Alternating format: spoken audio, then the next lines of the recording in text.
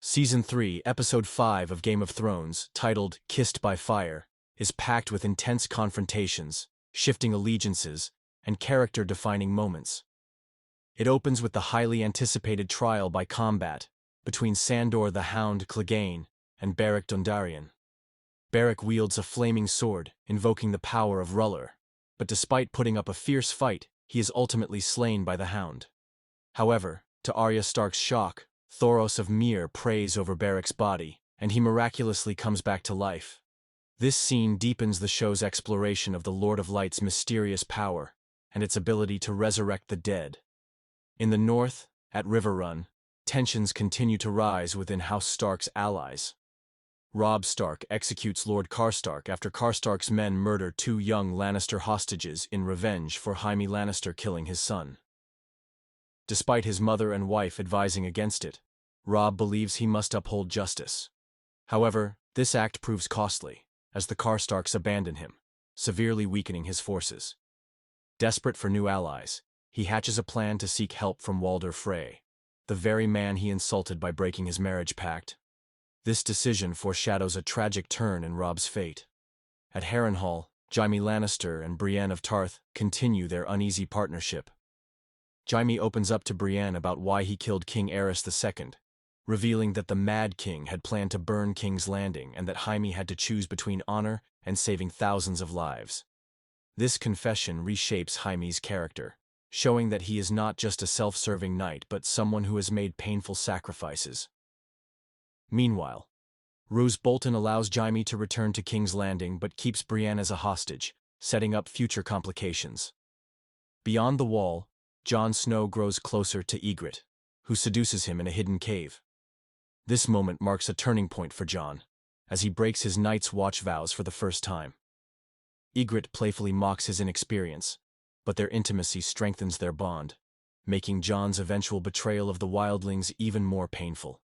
Meanwhile, the wildlings continue planning their attack on Castle Black, and Jon's loyalties become increasingly divided. Finally, in Dragonstone, Stannis Baratheon visits his wife, Selyse, and daughter, Shireen.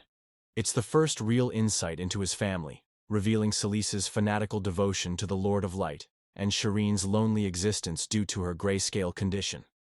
Stannis allows Shireen to visit Ser Davos, who has been imprisoned for opposing Melisandre. Shireen, sweet and curious, brings Davos a book and begins teaching him how to read, strengthening their heartwarming friendship. The episode ends with multiple characters at crossroads, each making choices that will shape their destinies. Season 3, Episode 6 of Game of Thrones, titled The Climb, explores themes of power, betrayal, and ambition, as several characters navigate dangerous political and physical challenges. The episode's title alludes to both the literal climb of the Wall by Jon Snow and the Wildlings, as well as the metaphorical climb of Petyr Baelish, Littlefinger, in his pursuit of power. It features intense moments between major players in Westeros, setting up key conflicts for the future. One of the episode's central storylines follows Jon Snow, Ygritte, and the Wildlings as they ascend the Wall. The climb is treacherous, with ice cracking and nearly killing them.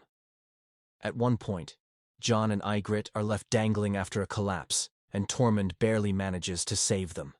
Despite the peril, Jon and Ygritte grow closer, with Ygritte warning Jon that he must stay loyal to her, rather than the Night's Watch. When they finally reach the top, they share a passionate kiss, symbolizing both their love and the temporary nature of their happiness in a world ruled by political and military struggles. Meanwhile, Petyr Baelish delivers one of the most famous monologues in the series about chaos being a ladder. He speaks to Varys, dismissing the idea of stability and peace in favor of using chaos as an opportunity to climb the ranks of power. This scene is juxtaposed with Sansa Stark's heartbreak upon learning that she will not marry Loras Tyrell, as Littlefinger has manipulated events to ensure his own advantage. Sansa, who had hoped to escape King's Landing, is left in despair, as her fate becomes more uncertain than ever. Elsewhere, Robb Stark struggles with political negotiations as he tries to repair his alliance with House Frey after breaking his marriage pact. He agrees to marry off his uncle, Edmure Tully, to a Frey daughter as a means of reconciliation. This moment foreshadows the coming betrayal at the Red Wedding, as Robb's decision to marry for love instead of duty continues to have dire consequences. At Harrenhal, Jaime Lannister also shows a surprising moment of kindness, securing Brienne's freedom before departing with Roose Bolton's men. The episode ends with a chilling scene involving the Brotherhood Without Banners and Arya Stark, as Melisandre arrives and takes Gendry away, revealing that he has royal blood and is crucial to Stannis Baratheon's cause. Arya, furious, watches helplessly as her friend is taken. The combination of political machinations, character development, and shocking turns makes the climb a crucial episode that highlights the ongoing struggle for power in Westeros.